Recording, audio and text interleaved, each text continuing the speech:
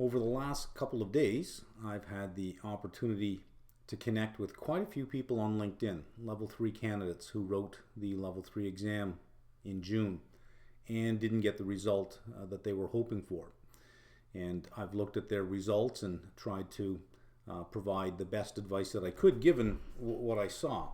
And I thought, now's the time to do a video on this because I've seen enough results that I see the theme of what's there. I will say about half the candidates opted for self-study, and nothing wrong with self-study at all, but sometimes it's helpful to have a little bit of illumination along the way, especially for the AM session about what is expected, because if you're not prepared for that session, the tendency is to write way more than you need to. Interpreting the results are rather difficult because if you don't do well on the AM session, it looks like you didn't do well in, let's say, book 2 and book 4. That seems to be the common theme. But you may have gone into the exam saying, but I knew this stuff really well. But looking at the AM score, it probably was the AM that dragged down book 2 and 4, making it appear that you weren't strong on book 2 and 4. Meanwhile, you may have been. So let me see if I can provide you with some of the advice that I've given candidates. This is level 3, so it's not as if you're going to abandon this. So that's off the table. It's not a question of should I proceed or not. The pass rate this year at level 3 was 56%. If you didn't pass, one of two things: you weren't prepared and you knew you weren't prepared, or you felt prepared and the AM exam is what got you. I haven't seen somebody who didn't make it at level 3 where the AM was fine, but it was the PM. It was always the other way around. The PM was fine. It was the AM exam. And I think there's a lot of confusion as to what the AM exam is. I think there's a lot of confusion as to the uniqueness of the AM exam. Structured response has been around for a very, very long time. You've seen it in university. I know you've seen it in university. I know you've seen it on your exams in university. For example, list 3 characteristics of photosynthesis. There you go. That's a structured response. You need to list those 3 things. Not 4, not 2, not write an essay, not discuss them, not contrast them, simply list them. There you go. That's a structured response. The structured response question is a way to have an answer that is objective, because that's what you need. You need some objective criteria to grade against. An answer that's objective but doesn't prompt you. In other words, you can't recognize the answer. You must actually recall the answer. Structured response is nothing unique to the CFA exam. It's unique to level 3 because at level 1, multiple choice. At level 2, multiple choice within a larger story. And of course you have that at level 3, but it's that structured response. Everyone's so afraid of that. You've seen that many, many times in university. I know you have. You may not have been given the grids and the circles, the things that you have to circle. That just makes it easier, by the way. So I think that those who didn't do well in the AM, I don't think it was because you didn't know the content. You probably did. That if you could have just said, well, what do you mean by this question? I bet you would have done a lot better. What makes level 3 AM exam rather difficult is for almost any topic, there is no clear answer. Should I include this asset class in my strategic asset allocation? It depends. Here are the advantages, here are the disadvantages. Is it suitable, is it not suitable? What is the size of the fund? Too big, too small? Maybe you can, maybe you can't. There's no clear answer. Much like the world, it's ambiguous. You wake up this morning, you think, okay, well, what would be a good thing to invest in? Get 5 people together, you're going to have 5 different answers, all with 5 good justifications. And that's what level 3 really is about. It's about understanding and recognizing the trade-offs. So there are no easy answers. However, if you know the content and you know what a structured response is and what they're looking for, in other words, you know how to answer it, which you do, regardless of how you may have been guided in the past as to what this is like. I think maybe it was overhyped and it made you nervous about what to expect, and you thought that, hey, there's only one way to say this, only one way to say that. There is one answer to those questions. The questions are easy. The answers are ambiguous. But once you know the content, if the question is easy, the answer is straightforward. But you have to learn the content in its ambiguous way.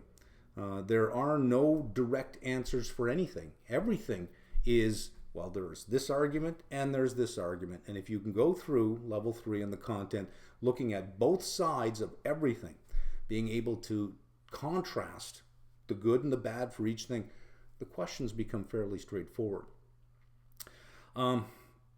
My advice is sort of threefold. Number one, start early. I know that I've heard some conversation about, well, if you start early, you'll burn out. If you start early, you'll forget a lot of stuff. That's not necessarily true. If you start early and you don't revisit the sections that you started, yeah, you'll forget a lot of stuff. But you start early and you front end load the difficult readings. My suggestion this year is you're going to start with fixed income because it's considered one of the most challenging sections. You're going to front end load that and you're going to revisit it multiple times. If you are a subscriber to my site, there are strategies that I give you to keep up on fixed income. Bloomberg is one of the best ones, especially the morning show on Bloomberg. They always have fixed income analysts on there talking about their expectations for the yield curve, their positioning in their portfolio. That's level 3 right there. So you get to actually hear practitioners talk about the very thing that you're learning. That's reinforcement. The sooner you start with that, the better it is, because you have that much time to reinforce it. If you save this to the end and you have 3 months left and you figure now's the time to start because I won't forget anything, time is against you. And you'll feel panicked, especially when you come to difficult sections. You can't learn in a hurry. You can only learn at the pace that your brain allows you to learn, and that's it. Better to have more time than less. So yes, I do recommend starting now. I do have a schedule up on my site, and I have posted a video before about a progression through level 3 content that I think makes sense, and I broke it down into a semester split between what we'll do in the fall semester and what we'll do in the winter semester, and get you done by April so you can review. So I do recommend starting earlier rather than later. You're going to write level 3 again. You know you're going to write level 3 again, so you may as well register now while you have the lowest fees. Why wait till February when you have to pay the higher fees to say, okay, now I'm ready to go? You know you're going to do it. Let's just do it. Number 2, 40%, at least this is the number that if we look at just the number of new readings at level 3, 40% of level 3 are new readings, has changed. However, that's sort of misleading. It's not that 40% of level 3 is new, it's just 40% of the readings are new, but within those readings, the content is pretty much the same for the most part. I'd say there's about 20% of level 3 that has a new focus or that has new content that we haven't seen before. But let's take the 3 derivatives readings that were there last year. They're gone. They've been replaced by 2 derivative readings, which cover the same quantity of material, but less. Some of the more technical derivations and some of the more technical formulas are not there. So derivatives got super easy year over year. So that's good. So don't be intimidated by, oh, there's so many changes, I'm going to have to relearn everything. No. Only about 20% of the content, and that's just my rough guess, but about 20% really represents either a change of focus or new content. The rest is just the old content repackaged, and I think sometimes for the better, sometimes not for the better, but it is what it is. Number 3 is your choice of provider. Whether you're going to self-study. If you're going to self-study, that's fine, but you should at least get some feedback or at least some information on how to approach the AM exam. And I have done a seminar, and it is posted on LinkedIn and it's posted on YouTube about the structured response format. And I explain the purpose of it and how to think about the structured response question. And again, this has been around for a very, very long time. Any professor in any university, and I've been in that role for a long time, has written probably hundreds of these types of questions over their career. because they do two things. Number one, they're easy to grade. That's the nice thing about structured response. They're easy to grade, but they don't rely on recognition of the answer like A, B, C. I recognize that. It does test your recall of that particular thing. The other nice thing about the structured response is if you push back on it, it's objective enough that we can say, look, you had to list 3 things. Here are the 3 things. That's it. What you listed was wrong. So it's easier to defend than a case study or an essay, which can be subjective. You hand an essay in to 2 different professors, it would not be uncommon to get 2 different grades, depending on their viewpoint, depending on what time of day they graded it, depending on how they felt that day, depending if they graded it in the morning or the night. Like, you will get two different results. That's not defensible for a level 3 exam. But multiple choice is still too easy, so the structured response is there. But again, it is not something you have not seen before. So I think that for some that were intimidated going into the AAM exam, I think it was probably for poor purpose or no reason. Anyway, selecting a provider.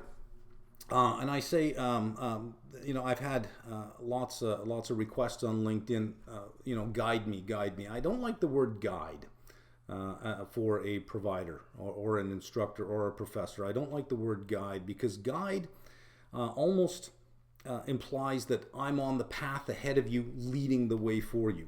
And I don't like that term at all because it implies that, listen, my mind knows the right way and yours will just follow along. You may not be wired that way. You may see the world in a different way. You may make connections in your mind differently than I do. I prefer the word illuminate.